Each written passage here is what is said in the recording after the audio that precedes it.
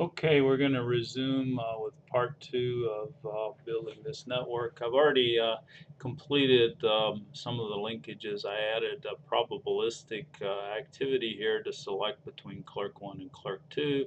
Clerk 1 and clerk 2 both have the same service time. We have a collection or collect node to collect time in the system statistics on all of the entities, and we depart. Let's change the call to the clerk 2. Remember, you have to right click and click on edit node to edit the virtual subnetwork. So we're going to change the parameter value here to 10 time units, which will be the average time in the system, or I'm sorry, the average service time.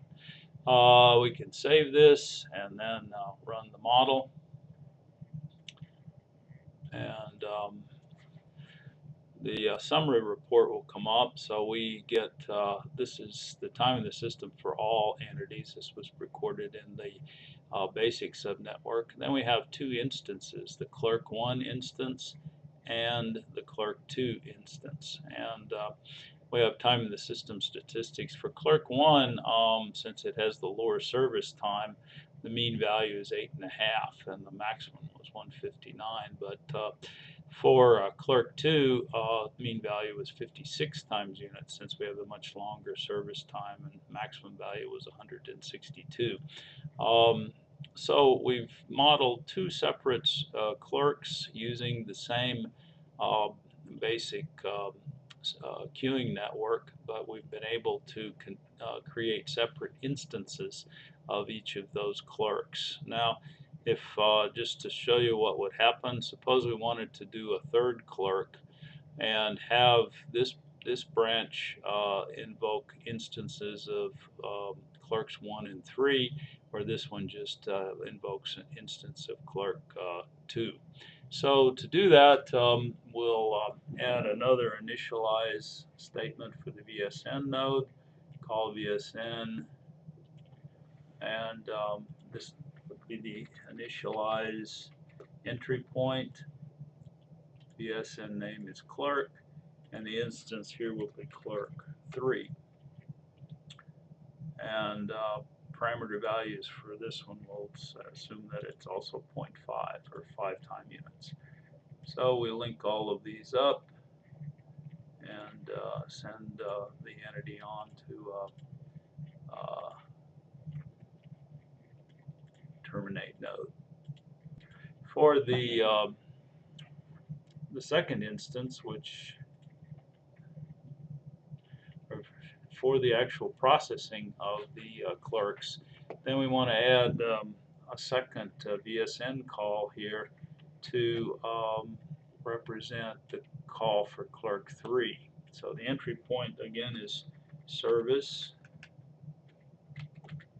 and VSN clerk instance is this time clerk 3, and we're going to assume that that also has time in the system or service time of 5 time units. Click OK, and move these over a little and link these two up with 0 time activities. Okay, we save that that network, and now we've got a kind of two paths through the system. One involves 2 clerks. Let's see, I think one involves 2 clerks, and the second one involves just a single clerk. I misspelled clerk here, so let me change the instance to be C clerk 3 rather than slurk 3.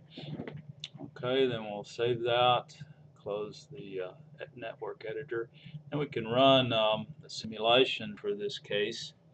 And you'll see, again, we have time in the system, highly variable. Clerk 1, we see the time in the system for that clerk.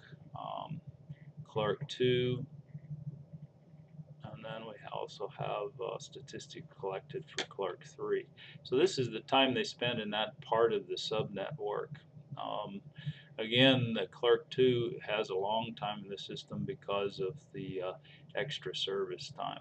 So I hope that gives you a brief introduction to the options that you have, and we'll proceed with more video lectures on this topic later.